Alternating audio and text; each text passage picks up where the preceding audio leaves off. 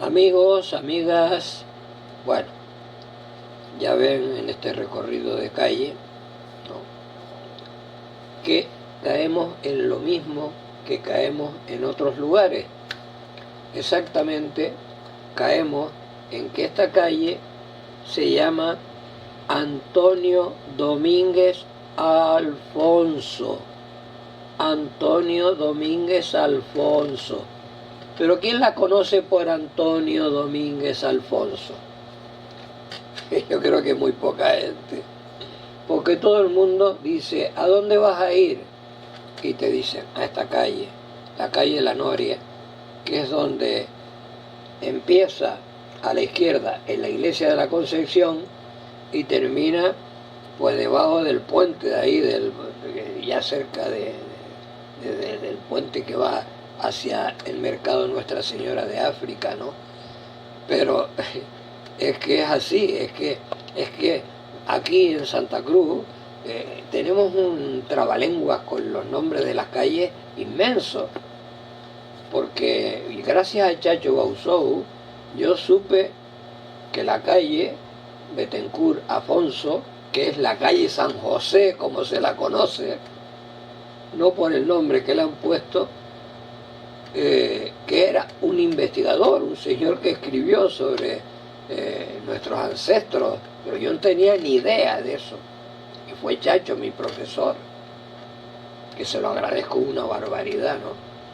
Y entonces empiezas a recorrer esta calle y empiezas a ver que la calle está más hecha, construida en este momento, no en su tiempo, digamos, ancestral, que es una de las primeras calles que se construyeron en Santa Cruz ciudad, ¿no?, sino que empiezas a recorrer y empiezas a ver entidades, y todas esas entidades se dedican a una actividad, pero una actividad que no tiene que ver nada con la amplitud de la cultura que existe en cualquier lugar del mundo, y en Canarias igual. No ves un edificio que esté dedicado al teatro, no ves un edificio, una casa que esté dedicado a la danza, no ves un edificio que esté dedicado a la música en sus aspectos generales. ¡Ahí graba! ¡Es directo, graba!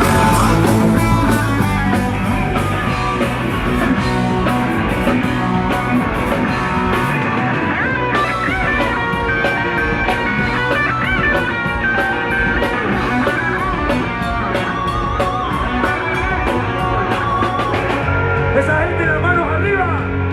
¡Luces! ¡Arriba! ¡Uo! ¡Uo!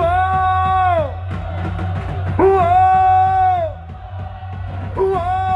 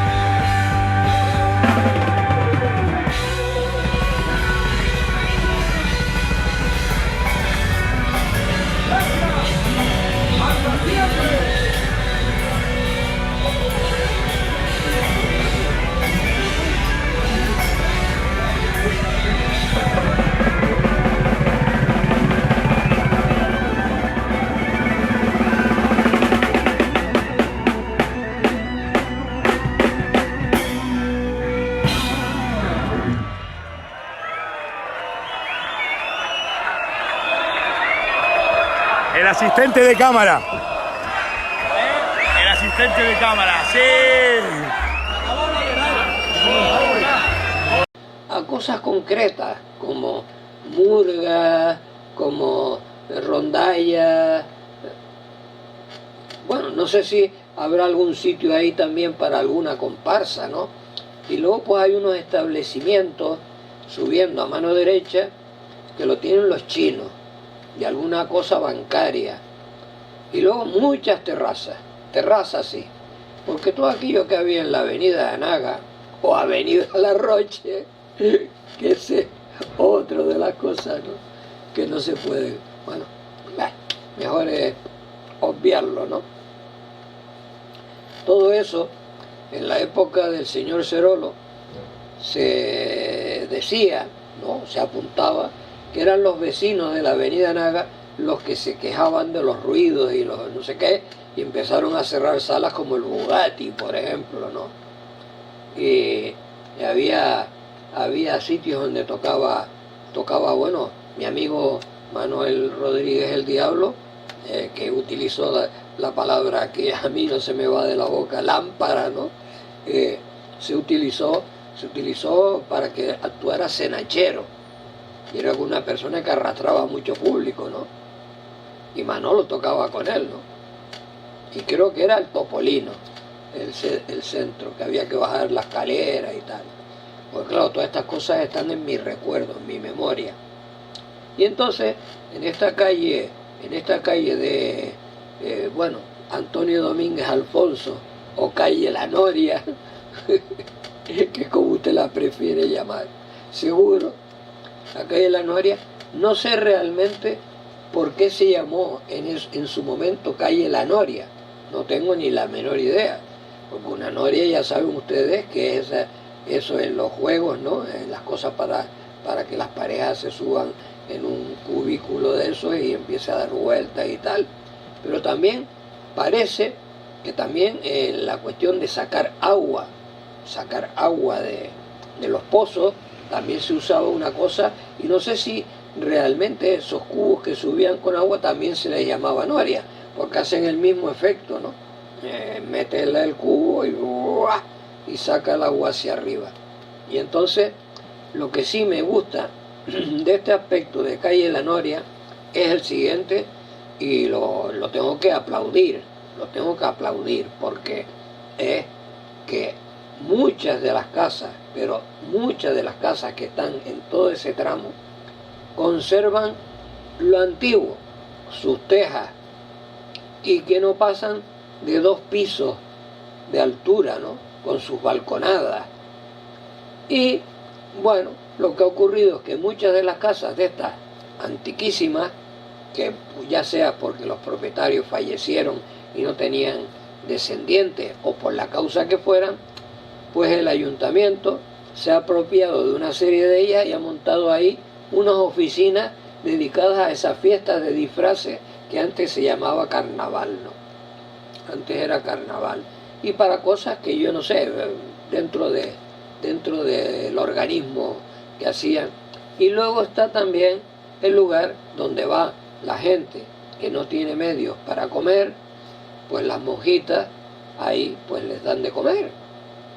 No sé si en este momento está ocurriendo eso, pero porque hace ya unos días que no paso por allí, pero cuando yo he pasado por ese lugar he visto colas de personas naturales extranjeras o naturales de aquí, que no tienen medios para comer y que allí pues las monjitas les suministraban la comida.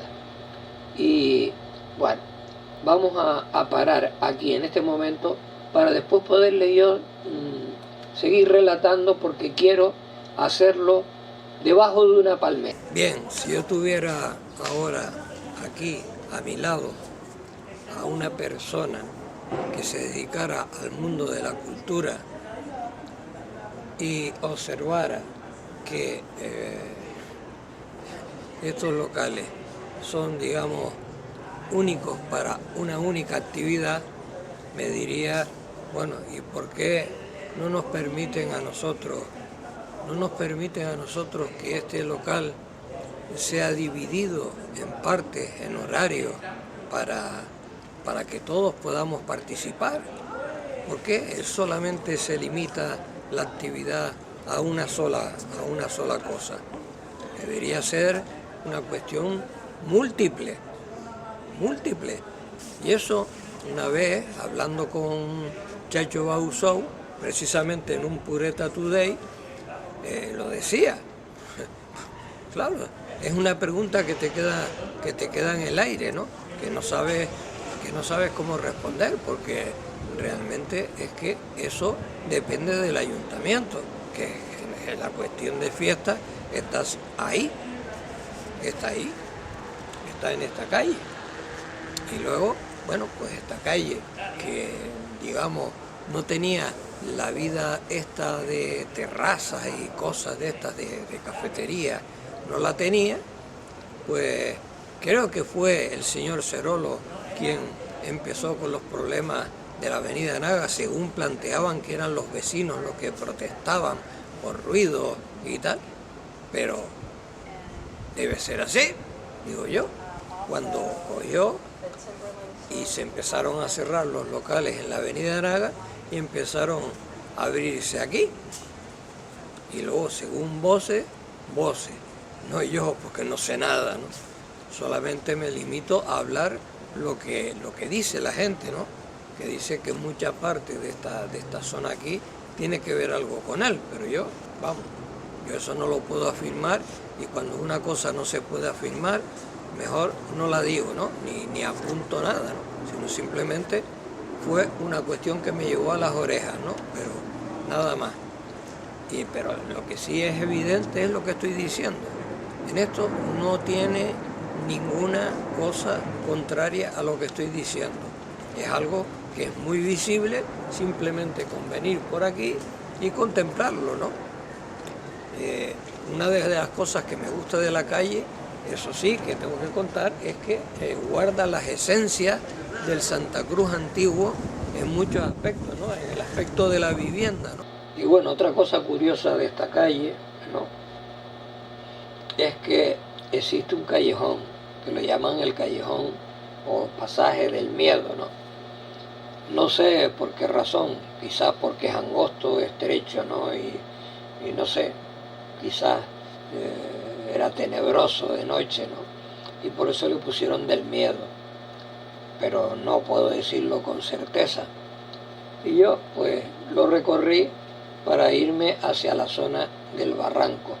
Pero al pasar recordé que allí era donde se ponía el atrio este para colocar a la Virgen de la Macarena, que se celebra, sale de la iglesia San Francisco a Concepción, o Concepción a San Francisco, ¿no?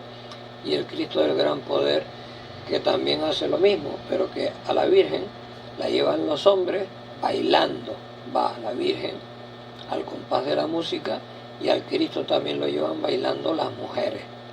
Y es una cosa que es sorprendente porque, claro, eso lo tuve que vivir en Sevilla en mi tiempo de la universidad laboral.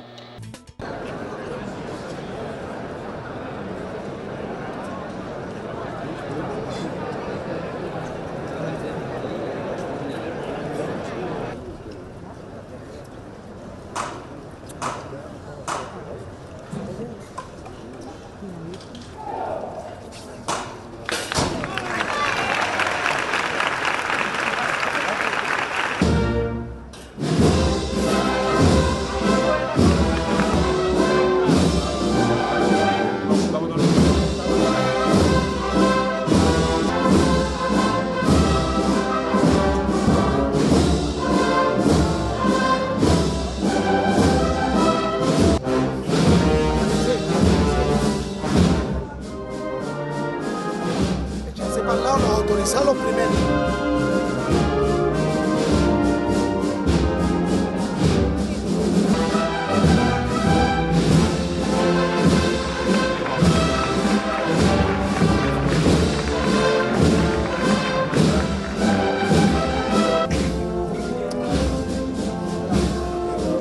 Vamos a dejar pasar, ¿vale? Por favor.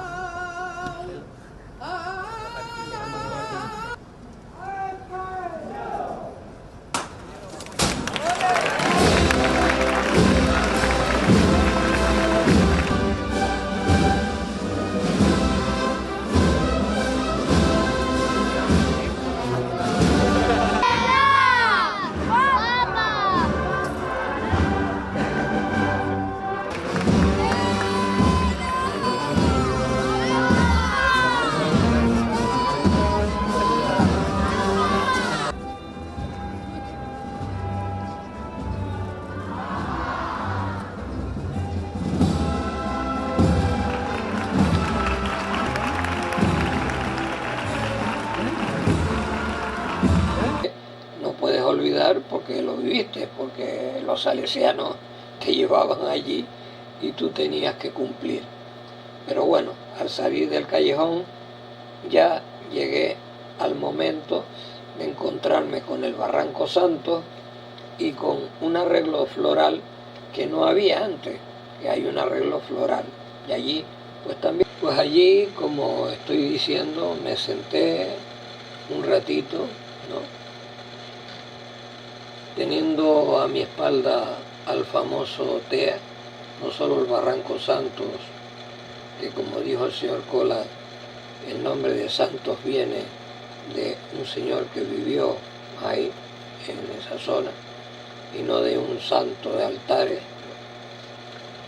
Y ya digo, detrás mía, pues tengo el TEA, un lugar donde pues no he podido proyectar ninguna de mis 20 películas en largometraje, ni mis 8 cortometrajes, porque el señor que está allí, pues no sé, no ve en mí a una persona capacitada para hacer cine y nada, todas las películas me las ha rechazado a mí y a las personas que han ido allí a ponerlas, y solamente una película en la que colaboré ha sido puesta allí y a través de unas presiones políticas.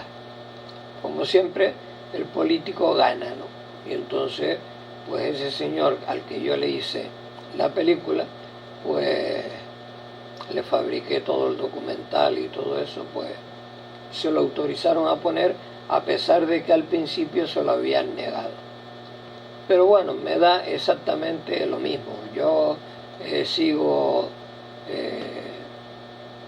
sin cejar en el empeño de seguir haciendo cine.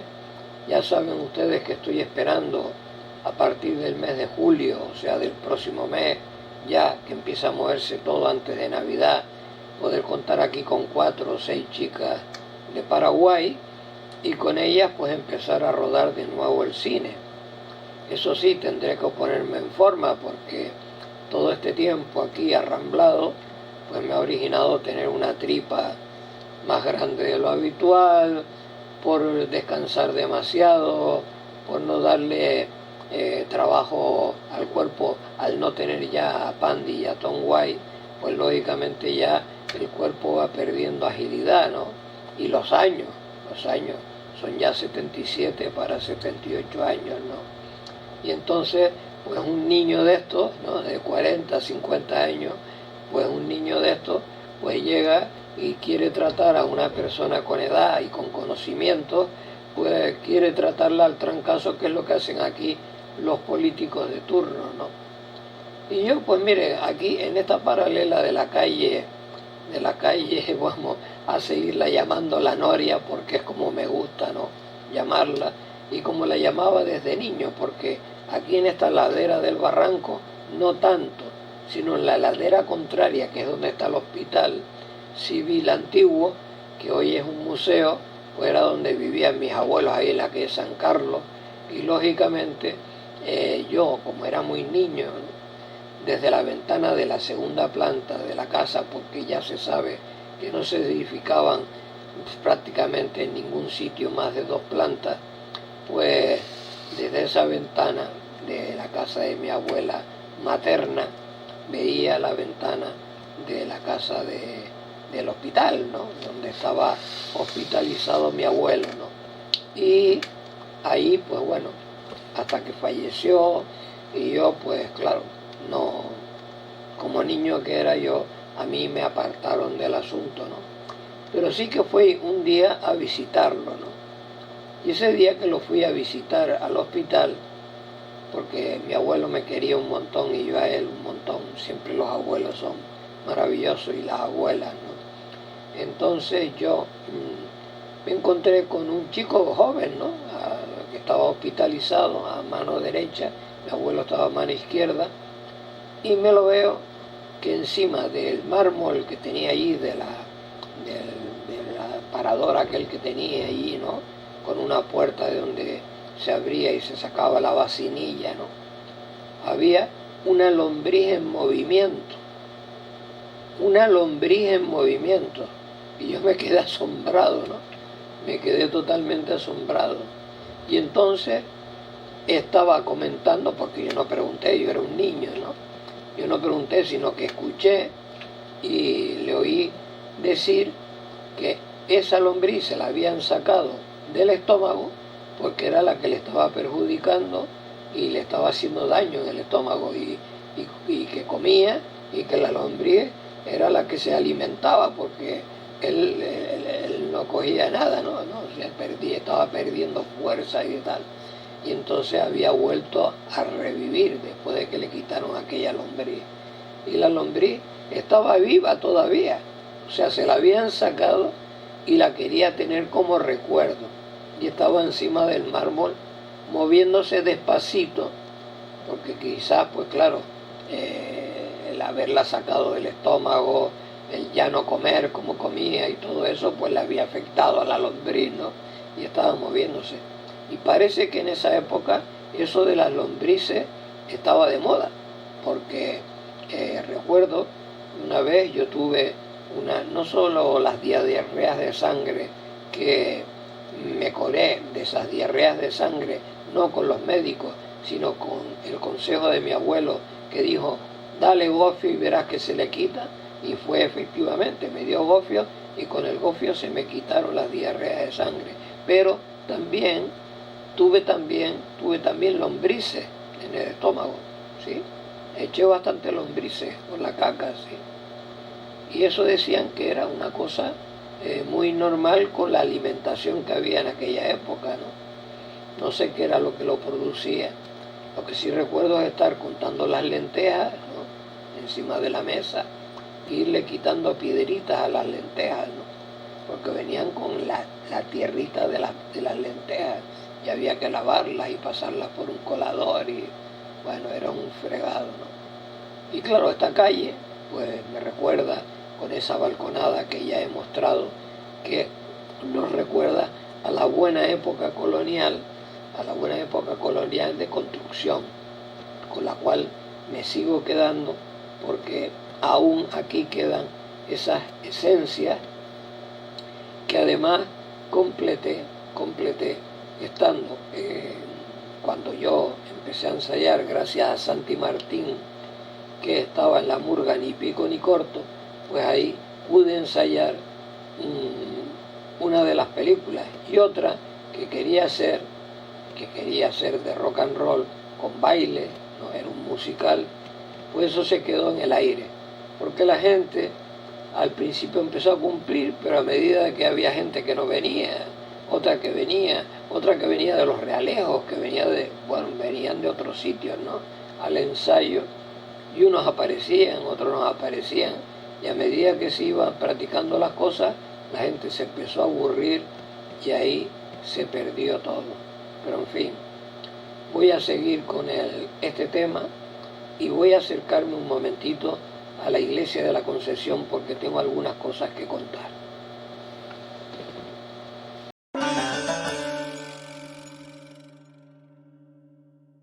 Bueno, pues he llegado aquí, como se ve a mi espalda está la puerta principal de la iglesia de la Concepción, iglesia que me trae grandes recuerdos. Bueno, uno no lo viví, porque fue donde se casaron mis padres, ¿no? Entonces, se casaron solteros. Pero luego, digamos que es la iglesia donde, por el texto que guardo, pues ahí en la calle San Carlos fue donde falleció mi abuela Felipa Mansa, ¿no? Felipa Hernández González, y aquí pues fue donde se le celebró la misa para luego enterrarla y todo eso, ¿no? Y luego también se casó el jugador de fútbol Agustín, que también vivía aquí en el barrio El Cabo y terminó jugando en el Atlético de Madrid. Fue un jugador que llegó, creo que internacional, y que también vine yo a la boda. Hay una foto donde me veo yo muy chiquitito en la boda, me veo cuando este señor se casó, ¿sí? Es un lugar, digamos, que para mí pues guarda grandes recuerdos, porque esta zona de por aquí, pues lógicamente la transitaba muchísimo para ir a casa de mis abuelos, ¿no? Y a casa de mi tía Sionita. Y ahora pues bueno, ya que he estado aquí en la puerta de la iglesia y recordado algunas cosas, voy a dirigirme un poco hacia el patio de la Plaza de la Concepción, a ver si hay algún banco por allí vacío y puedo continuar hablándoles de ustedes de mis hechos, de mis cosas que hacía de pequeñito cuando venía aquí, porque además en la calle La Noria, como empezamos, resulta que mi madre me contaba que había estado en el colegio, sí, había ido al colegio con la cantante María Mérida, habían sido compañeras de colegio. Fíjense ustedes las cosas de la vida, ¿no? Una chica que vino del Hierro, ¿no? Y seguramente pues vendría a vivir, no al barrio El Toscal, vino a vivir al barrio El Cabo, porque para ir a ese colegio tenía que vivir o en la zona centro o tenía que vivir en el barrio El Cabo, una de dos, porque las dos estaban en el mismo colegio. Así que bueno, vamos a seguir y vamos a irnos ahí a la plaza, a ver si en la plaza puedo recordar algunas cosas más y contárselas, ¿vale? Venga.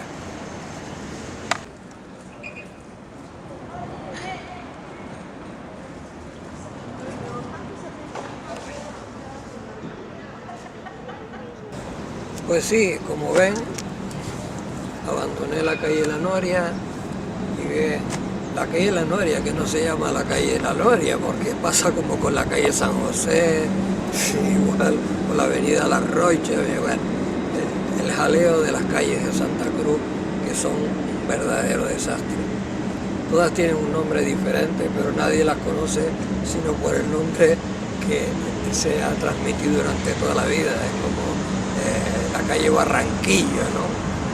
Imeldo Serí, la calle Imeldo Serí, pero la gente mayor, todo el mundo la llama Barranquillo. Pues aquí, bueno, en la plaza de la iglesia de la Concepción, pues he aparcado y claro, frontalmente estoy viendo pasar al tranvía, porque está ahí la parada del tranvía. Es una calle que tiene bastante movimiento porque une toda la zona de donde están el gobierno de Canarias con la Plaza de España, y esta es la antigua, pues la antigua Bravo Murillo. Esta calle Bravo Murillo me trae a mí el recuerdo de muchas cosas, ya algunas se las he dejado caer. Cuando yo era muy niño y mi padre era el jefe del Bar Atlántico, pues llegaban ahí, no solo ya la gente que llegaba en los barcos transatlánticos, ¿no?, del extranjero, que venían desde Estados Unidos a Europa o de Europa a Estados Unidos, sino que además en esta calle Bravo Murillo, que no había calle, era todo un desierto, ¿no?, un desierto con una casita o lo que es eso, ¿no? Pues al principio entre el Cabildo y Correo se montaban los circos, y uno de esos circos fue el Berlín Circus, y el director del Berlín Circus hablaba con mi padre y hablaban alemán, porque eso es lo gracioso de mi padre, ¿no?, que mi padre, sin haber ido ni al colegio, ni haber aprendido idiomas ni nada, te hablaba cualquier idioma y se entendía con todo el mundo, ¿no? Y entonces el dueño del Berlín Circus pues le dijo a mi padre: bueno, déjeme un momento a su hijo para que conozca el circo por dentro, ¿no? Y entonces me trajo aquí a la entrada del circo que estaba ahí, en la entrada de lo que fue después la avenida Bravo Murillo, que esa otra, no sé quién fue Bravo Murillo, y la mayoría de la gente ni lo sabrá tampoco, pero bueno, nos trajo ahí a la entrada y fue por primera vez cuando yo me sentí, bueno, más blanco que la carta yo mismo, cuando yo me vi al lado de aquel cacho elefante, ¿no? Pero fue peor aún todavía cuando me dijo: mira, vente para acá, y me llevó a la jaula donde estaban los tigres y estaban los leones, ¿no? Entonces resulta que bueno, pues viendo aquellos animales que me miraban y hacían yo estaba pero totalmente asustado, y entonces entró un domador allí, claro, entró en la jaula y pa, y los leones sumisos totalmente, y los tigres todos sumisos, porque yo digo, a ver si le van a mandar una chascada, ¿no? Voy a presenciar yo aquí una chascada en directo, era lo último que me faltaba, pero no, bueno. Pero después llegó el director del circo y le dijo a mi padre que por qué no me dejaba ir con el circo, no me llevaba y que me introducía en ese mundillo. Y yo dije, bueno, mi padre a todos los que le decían eso, tanto de los barcos, los capitanes de barcos, como a estos de los circos, le decía, mire, si yo, mi hijo, lo dejo ir con usted o con ustedes o con quien fuera, mi mujer me mata. Eso era tremendo, ¿no? Y yo, pues claro, ahí fue donde empezó, ahí en el Atlántico fue donde mi padre fue el que era contrario a que estuviera en el conservatorio, pero fue el que me aficionó a la música rock, ¿sí? Porque él fue el que me llevó al Teatro Guimerá cuando tenía 9 años, en el año 55, y allí fue donde yo vi por primera vez a un grupo de rock francés tocando en vivo, en una confraternización entre los del barco y el Ayuntamiento de Santa Cruz. Todavía el Ayuntamiento de Santa Cruz, pues bueno, tendría sus cosas malas, ¿no? Sigo yo, pero no como ahora. Y gracias a que hemos estado con la cámara, he estado con la cámara ahí, viendo todavía algunas edificaciones que me recuerdan a mi tiempo de niñez, ¿no? Esas casas terreras y tal, algunas que están sin habitar y otras en las que se han montado negocios, ¿sí? Terrazas y cosas de esas, porque eso es lo habitual de hoy en día, el negocio, ¿no? Y claro, toda esta zona que da al frente, que se le ha ganado terreno al mar, se ha montado ahí un cacho de rocas y cemento, ¿no?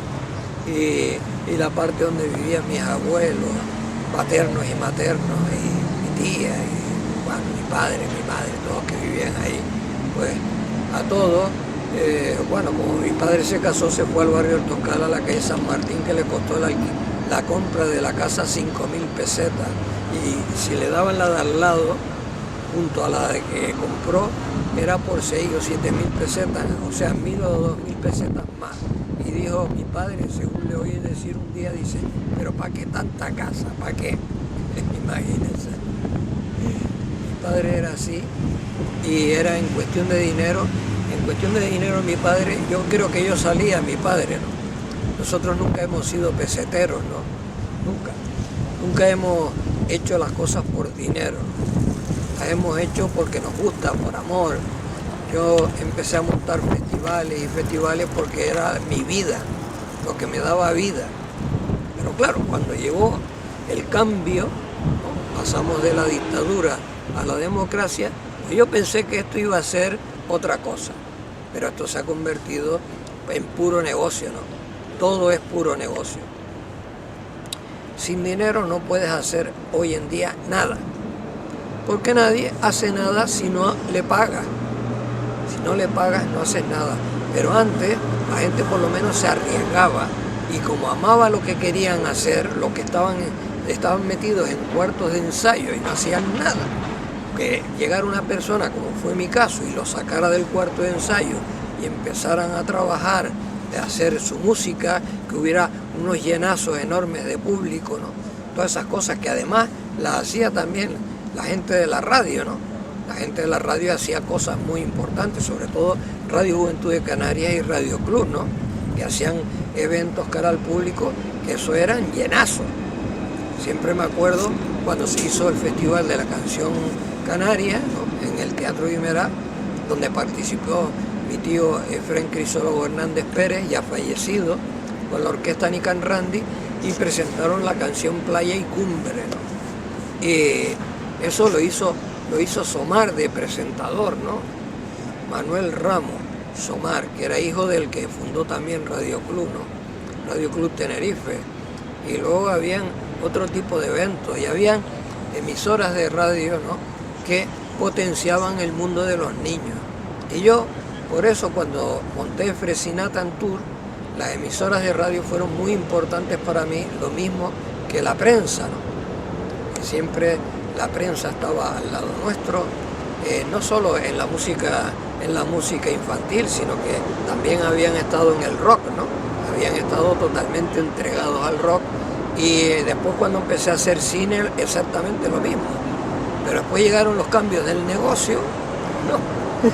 Y cuando llegué allí para poner un anuncio, para solicitar gente que pudiera participar en películas, me dijeron, sí, pero es que el texto sale no sé cuántos euros.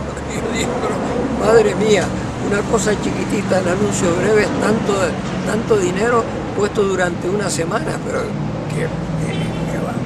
Y luego cuando llegas y solicitas un centro para poder hacer un evento, pues ya no se habla como se hablaba antes de 10.000 o 15.000 pesetas, ¿no?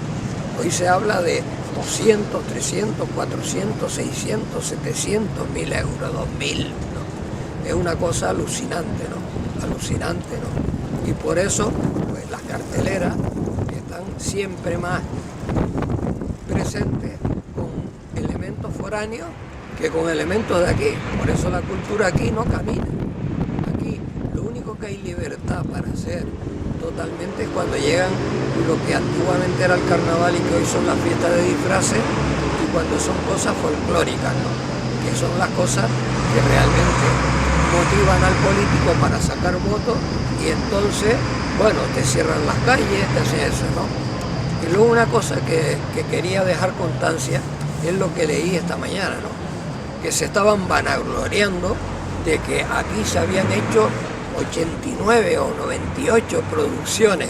Y entonces la pregunta es, en esas 98 producciones que no nombran sino extranjeros y gente de la península, digo, ¿qué participación tuvieron los canarios? Excepto que contrataran cámaras, grúas o un catering para dar de comer o un hotel donde se puedan quedar, porque hasta incluso en ese sentido aquí la gente es así, o sea, con tal de que un personaje que tiene un nombre lo dejan en el hotel y no lo pagan, se lo dejan de gratis la habitación, ¿sí? Porque eso dice que le da prestigio, ¿no? Y luego a nivel exterior tienen la cabeza tan soquete que piensan que porque la película se rodó aquí, cuando la gente la vea en Pensilvania va a saber que el paisaje que se ve es de Tenerife.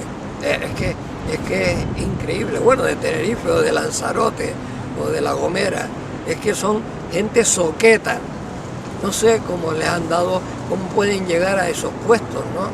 Entre amiguetes y tal, es que es una cosa de soquete totalmente, ¿no? Es que no puedes llamarlo de otra manera, ¿no? Claro, es que tú dices, pero ¿cómo se puede eso? ¿Se puede uno poner medalla por vender de Santa Cruz y cerrar calles para que se grabe el asunto de un coche, de la marca de un coche, o se vaya al Hotel Mensei, por ejemplo, a grabar una publicidad de una empresa comercial? Pero ¿eso qué es? ¿Eso qué es? ¿De dónde traen a esas personas importantes? Pues los que salen en los medios de comunicación nacional o internacional, esos son los que figuran, y los de aquí son para llevarle el bocadillo, y limpiar el piso por donde pasan. Es que es horrible. Estamos, digamos, si éramos sumisos antiguamente, aún hoy en día somos más sumisos todavía, pero mucho más sumisos. Es increíble. Yo es que no quiero seguir hablando así, ¿no? No quiero seguir hablando porque es que es horrible, ¿no? Es horrible lo que está sucediendo continuamente, ¿no? Es horrible. Uno no puede, digamos, decir, pues mire, yo me he dedicado a la cultura y hoy que estoy ya con 77 años para 78, hoy puedo vivir de eso. Nada. Primero porque la cultura no genera nada, no genera dinero. Aquí a la gente, si usted montara un festival y se forrara, pero no, usted monta un festival y lo que hace muchas veces es tener pérdidas. Hay gente que yo sé que no es que tenga una amistad muy grande con ellos, pero que sí los conozco de haber hecho cosas, que se han arruinado haciendo cosas. Y nosotros cuando trajimos mi primo Manolo, que fue el que montó Calice aquí en Tenerife, se asoció conmigo en la Plaza de Toros para traer a Manzanita, que le pagamos 350.000 pesetas para después, antes de subirse al escenario, darle las otras 350 para completar las 700.000 pesetas que nos costó que cantara, ¿no? Porque si no, no cantaba, no se subía al escenario. Cosa que aquí pues es diferente, porque yo, por ejemplo, cuando actuó el grupo La Época en la Plaza del Cristo de la Laguna, para cobrar las 50.000 pesetas por ser telonero de La Unión, cuando aquí la gente es que decía, pero esto es La Unión, esto es La Unión. Pues sí, tardé un año en cobrar esas 50.000 pesetas del grupo Eterno Pecado. Es que por eso digo que es horrible cómo nos tratan, pero como ese es el trato que tenemos, ¿qué podemos hacer? ¿Qué podemos hacer? No podemos hacer nada. Estamos como en la etapa anterior, así, apresados, de no poder hacer ni decir nada, porque después usted ve esas discusiones que se montan en el Parlamento Nacional entre unos y otros, ¿no? Y dice, pero ¿cómo van a llegar a un acuerdo? Y cuando usted dice, no, en Tenerife el gobierno de Canarias aprueba ahora hacer la extensión de no sé qué, llegan los de la otra provincia y se protestan porque a ellos no se lo hacen. Y al contrario, cuando se hace allá, la gente de aquí protesta. Y por eso siempre en mi recuerdo está José Murphy, está en mi recuerdo, ¿no? Está totalmente en mi recuerdo por haber, digamos, participado en esa división que lo único que ha hecho es perder unidad y darle mucho más sentido al poderoso, que es el que domina el cotarro. Así que bueno, ya por hoy, este Pureta Today, ya lo finalizo, porque me está pegando mucho el sol y no quiero ponerme moreno del todo por si acaso se crean que vine de fuera, ¿no? Y a lo mejor me favorece, porque a lo mejor no, a lo mejor al contrario, a lo mejor me favorece y me dan, no sé, una subvención o algo, ¿no? Y me dan todo de gratis, que es lo que está pasando, ¿no? No sé. Además yo puedo llegar y claro decir, no, tengo 15 años, como hace muchos, que tienen 40 y dicen que tienen 15, pero como no tienen documentos ni papeles, pues para investigar eso, agüita. Pero bueno, en fin, nos vemos, ¿vale? De acuerdo.